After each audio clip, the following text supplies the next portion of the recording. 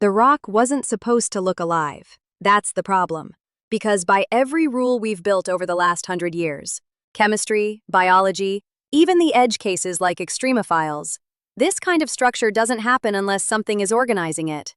Not randomly, not through simple geology, and definitely not in the conditions we thought existed on Mars.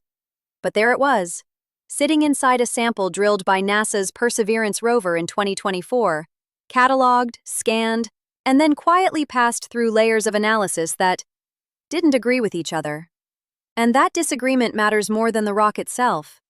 Because if the instruments are right, even partially, then something on Mars either behaved like life or forced us to admit we don't fully understand what life even means anymore. And that's where this gets uncomfortable. Not in a dramatic, movie-style way. Nothing exploded. No announcement came with dramatic music. In fact, most people never even heard about this. It showed up in conference papers, technical briefings, and a few lines buried inside NASA's mission updates. But inside those lines, there's a tension that hasn't been resolved. And it connects to a much bigger question that scientists have been trying, and failing, to pin down for decades. What exactly qualifies as life? We like to think we've answered that. Cells, metabolism, reproduction, response to stimuli. The checklist is neat, structured, comfortable. It lets us separate living from non-living with confidence. Until something shows up that checks some of those boxes, but not all. That Martian rock is one of those things. Let's slow down and get specific because the details are where this starts to get strange. The sample comes from a region called Jezero Crater, an ancient lake bed. That part is important, not because water means life, that's an oversimplification, but because it means Mars once had stable conditions where complex chemistry could actually persist long enough to do something interesting. Perseverance drilled into a sedimentary layer there and extracted a core sample. Inside that sample, instruments like Sherlock, a spectrometer designed to detect organic compounds, started picking up signals that didn't quite fit the expected baseline. Organic molecules. That alone isn't shocking. We found organics in meteorites, in deep space clouds, even in places where life clearly doesn't exist. Organic doesn't mean alive, it just means carbon-based chemistry. But this wasn't just organics exist. It was the structure. Microscopic patterns, repeating formations, chemical gradients that suggest something was happening across the material, not just within isolated pockets. One researcher described it, carefully, as behavior that appears coordinated. That's a loaded phrase, because coordination implies a process, and process implies rules, and rules, when they become stable enough, start to look like systems, and systems are where life usually begins. But here's where it breaks. The same sample, when analyzed under different conditions, didn't consistently reproduce those signals. Some instruments saw patterns, others saw noise. Some detected complex organics, others flagged contamination risks or ambiguous readings. So now you have a situation where one dataset suggests organized chemistry, another suggests random geology, and neither side can fully dismiss the other. That's not a discovery, that's a stalemate. And scientists are very uncomfortable with stalemates. There's a reason for that. Science doesn't like maybe. It tolerates it temporarily, but it always tries to collapse uncertainty into something definitive. Yes or no, signal or error, life or not life. This rock refuses to collapse. And that's why it's interesting. Because if this were clearly nothing, it would have disappeared into a database. If it were clearly something, actual confirmed biosignatures, it would have dominated headlines globally. Instead, it's stuck in between, which is a much harder place to deal with. There's also a historical shadow hanging over all of this. Back in 1996, a Martian meteorite known as ALH 84001 sparked a similar moment. Scientists thought they'd found fossilized microbial life inside it, tiny structures that looked biological.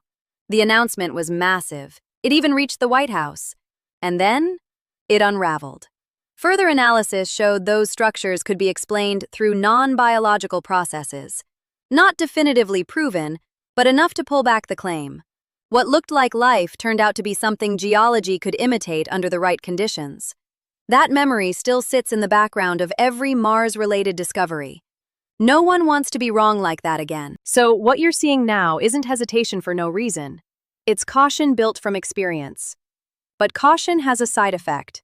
It slows down recognition when something genuinely new appears. And that's the tension here. Are scientists being appropriately careful?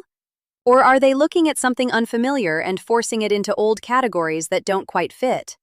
Because if this rock is doing something that doesn't align with our current definition of life, then we're facing a different kind of problem. Not is there life on Mars, but are we capable of recognizing it if it doesn't look like ours?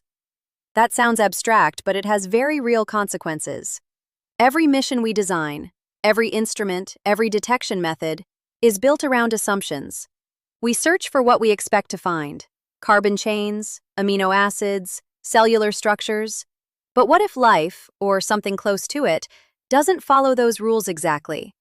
What if it's chemical but not cellular, structured but not reproducing in ways we recognize, active but not alive by our current checklist? Then we might already be looking at it and missing it. There's one more detail about this sample that keeps coming up in discussions, and it hasn't been resolved yet. We'll come back to it later, because it matters more than it seems at first. For now, just hold this in your mind. A rock on Mars showed signs of organized chemistry that shouldn't exist under our current models, and the people studying it can't agree on what they're seeing. That's where the story actually begins. There's a tendency, when something doesn't fit, to assume the instruments are wrong. That's usually the safe bet. Sensors drift, calibration shifts, contamination happens, especially on a mission where you're drilling into an alien environment with hardware that was assembled on Earth, launched through space, and then exposed to Martian dust for months. So before anyone even entertained the idea of something unusual, they went after the boring explanations first. And to be fair, some of those explanations do hold weight. Take contamination. Even with extreme sterilization protocols, spacecraft aren't perfectly clean. Microbial traces from Earth can survive in dormant states. Organic residues from assembly processes, lubricants, polymers, trace compounds, can hitch a ride. So when Sherlock flagged organic molecules in the Jezero sample, one immediate question was, are we detecting Mars? Or leftovers from Pasadena clean rooms? That's not paranoia. It's standard procedure. NASA actually tracks witness plates, small material samples placed on the rover specifically to monitor contamination over time. If the same compounds show up on both the rock sample and the witness plates, that's a red flag. In this case, some overlap exists, but not enough to explain everything, which is where things start to get uncomfortable again, because if contamination doesn't fully account for it, you move to the next explanation: abiotic chemistry. Non-living processes that can still produce complex organic structures. And Mars is very capable of that. Ultraviolet radiation, perchlorates in the soil, ancient hydrothermal systems. These can drive reactions that build surprisingly intricate molecules. On Earth, we've seen purely chemical systems produce patterns that look almost biological. Not alive, but close enough to confuse you at first glance. So the working theory becomes, this is just chemistry doing what chemistry does under unusual conditions. Except, and this is where researchers start slowing down their sentences, the spatial arrangement in this sample doesn't behave like typical abiotic distributions. It's not just that molecules are present, it's how they're arranged relative to each other. Gradients, clusters, repeating microstructures. One internal note described it as non-random organization across multiple scales. That's not proof of life, but it's not something you dismiss casually either. Because random chemistry tends to look random. You get pockets, sure, you get variation, but consistent patterns across different regions of the sample? That usually requires either very specific environmental conditions or some form of feedback mechanism. And feedback mechanisms are where things start getting interesting, because that's one of the earliest steps toward what we'd recognize as lifelike behavior. Not life itself, not cells or replication, just systems that influence themselves, where the output of a reaction changes the conditions for the next reaction. Think of it like a loop. Simple at first, but loops, given enough time and stability, can become structured. And structured systems are the foundation for everything more complex. Here's the part that makes researchers hesitate. Mars today doesn't obviously support that kind of sustained, feedback-driven chemistry. It's cold, dry, irradiated. The surface is hostile to long-term complexity. But Jezero Crater isn't today's Mars. It's ancient Mars, frozen in place. That lake bed dates back billions of years, a time when Mars had liquid water, a thicker atmosphere, and possibly hydrothermal activity beneath the surface. Conditions where chemistry could persist, evolve, and organize. So now you have a timeline problem layered on top of a chemistry problem. Are we looking at something that formed billions of years ago and simply got preserved? Or something that's still, in some limited way, active? Most scientists lean toward the first option, fossil chemistry, essentially. A snapshot of processes that no longer exist. That's the safer interpretation. But it doesn't fully resolve the pattern issue, because preservation tends to degrade structure over time, not maintain it with this level of consistency. Which brings us to the human anchor in this story. And it's not a famous name you'd recognize. There's a researcher involved in the Sherlock data analysis team, mid-career, not headline-facing, who reportedly pushed back on early attempts to categorize the sample as fully explained by abiotic processes. Not publicly, not dramatically, just in internal discussions. The argument wasn't, "this is life." It was more careful than that. "We don't have a model that reproduces this exact pattern yet." That's a very different statement, and in science, that difference matters. Because saying, "this is life," invites scrutiny that can tear a claim apart. Saying, "our current models don't explain this," does something else. It shifts the burden. Now it's not about proving a bold claim. It's about expanding the framework until the data fits, or admitting the framework might be incomplete. That's a slower, quieter process. But it's how real shifts happen. There's also an institutional layer to this that people don't usually talk about. NASA missions like Perseverance aren't just scientific endeavors. They're also political, financial, and reputational systems. Every major claim carries weight beyond the lab. Announcing potential life, even cautiously, triggers global attention, funding shifts, geopolitical reactions. Agencies don't move lightly in that direction unless the evidence is overwhelming. Right now, it isn't. So the default posture is restraint, careful wording, incremental releases. Let the data accumulate. Meanwhile, the sample itself is still on Mars. That's another constraint most people overlook. Perseverance isn't a full laboratory. It's a highly advanced field instrument, but it has limits.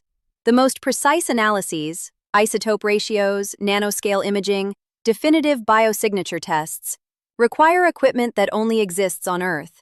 Which is why NASA and ESA have been working on the Mars sample return mission. The idea is simple. Bring these rocks back and test them properly. The execution is not simple. Costs have ballooned, timelines have slipped, political support fluctuates.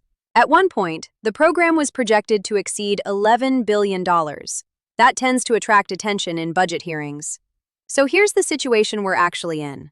We have a sample that behaves in ways we don't fully understand. We have instruments that suggest structure, but not conclusively. We have competing explanations, none of which fully close the case. And the one thing that could resolve it, returning the sample to Earth, is delayed and uncertain.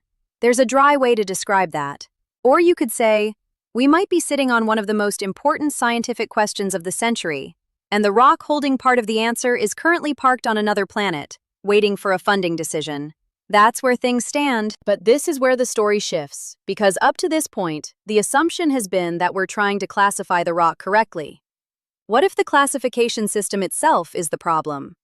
We've been acting like this is a detection problem, as if the only question is whether our instruments are sensitive enough, clean enough, precise enough to tell us what's in that rock.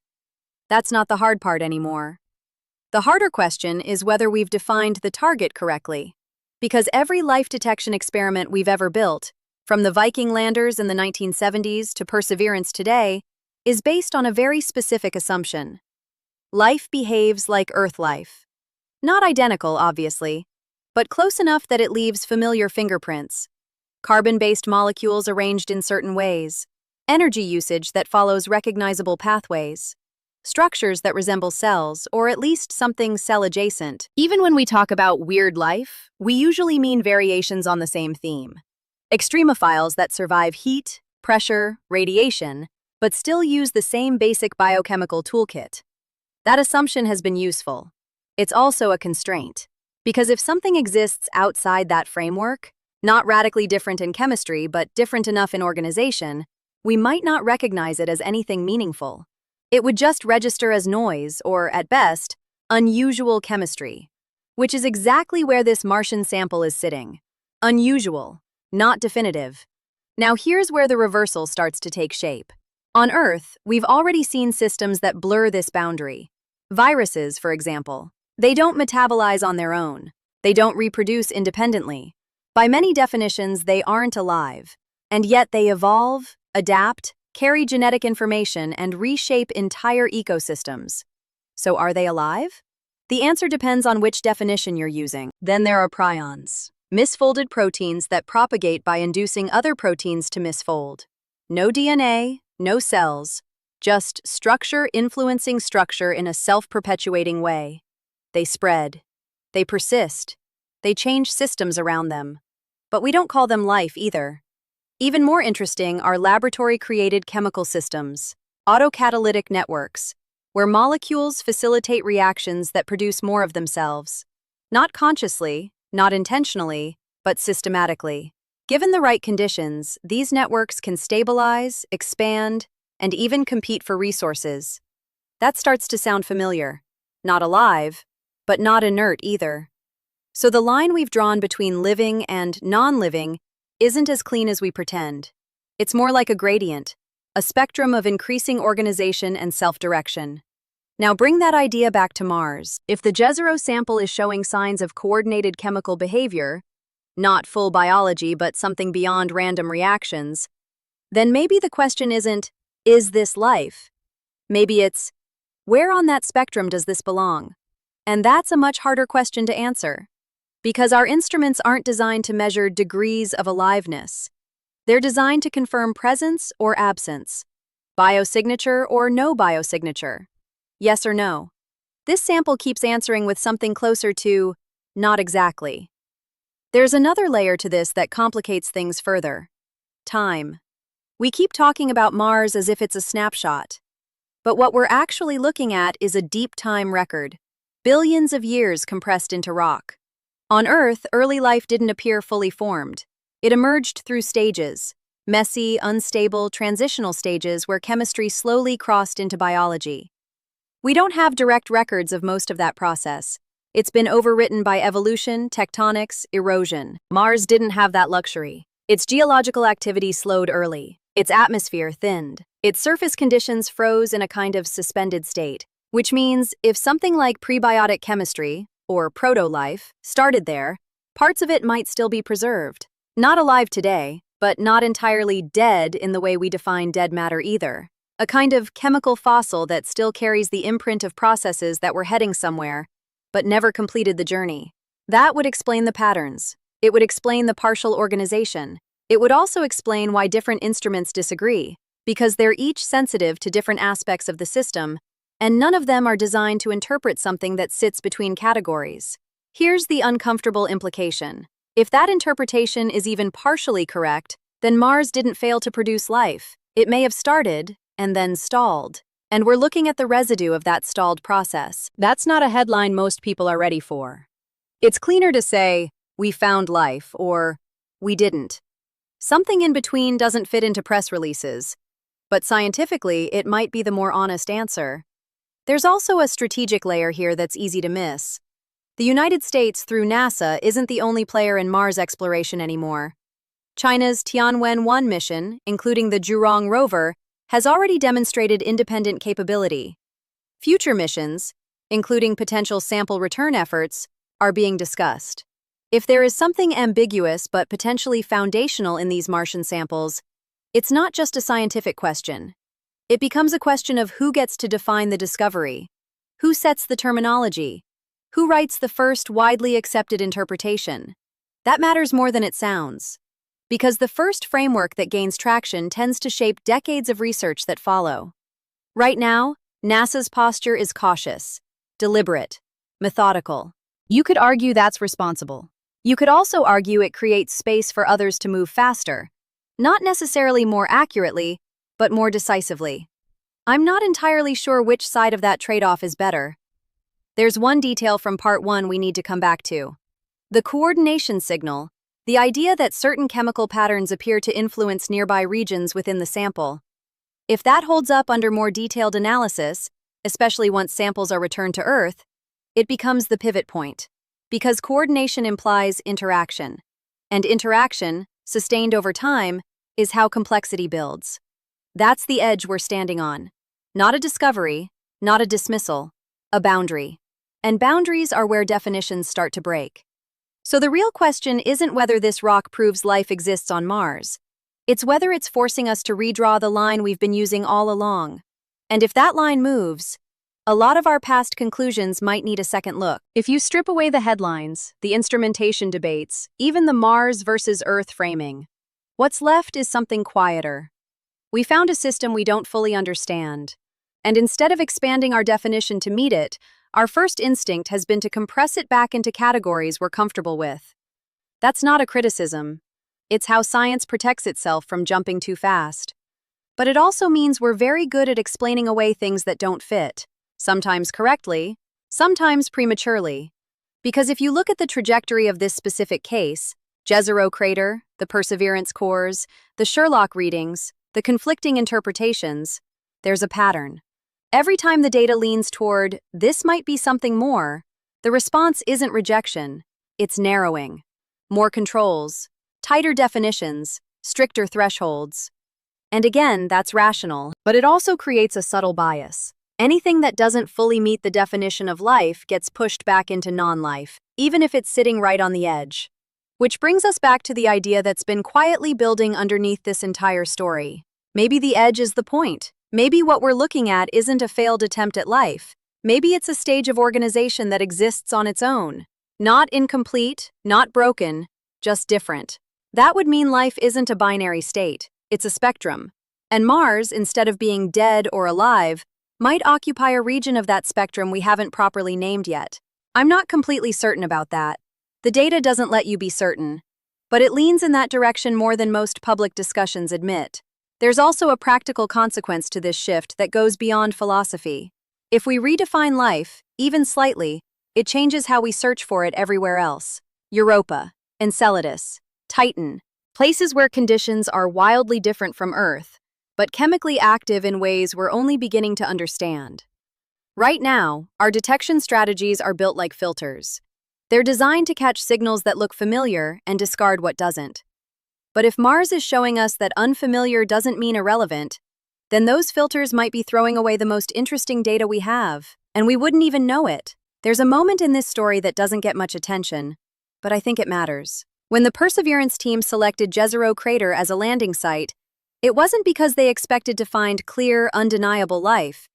It was because it was a place where something could have started.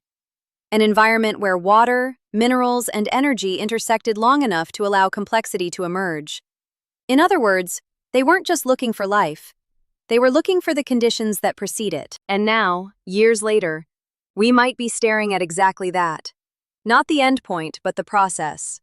Frozen, partially preserved, difficult to interpret. That's less dramatic than discovering living organisms, but in some ways, it's more valuable. Because finding life tells you it exists. Finding the process that leads to life tells you how it begins. And that's the deeper question we've been trying to answer all along. Here's my take, and I'm aware it's not the most comfortable one. I don't think this rock is going to be labeled life in the near term. The evidence isn't clean enough, and the scientific community is still carrying the weight of past overreaches like the 1996 meteorite case. But I also don't think this is going to quietly disappear. Too many small details resist easy explanations. The spatial patterns, the partial coordination signals, the way different instruments disagree without fully canceling each other out. That combination usually means one of two things. Either there's a subtle but ultimately conventional explanation we haven't pinned down yet, or we're brushing against a category that doesn't have a name yet. And right now, I'd lean, cautiously, toward the second. Not because it's more exciting, but because the first option has had time to resolve, and it hasn't. That brings us to the question you should probably be asking at this point. Why hasn't this been a bigger story? Part of it is caution, like we talked about. No one wants to overstate ambiguous data. Part of it is timing.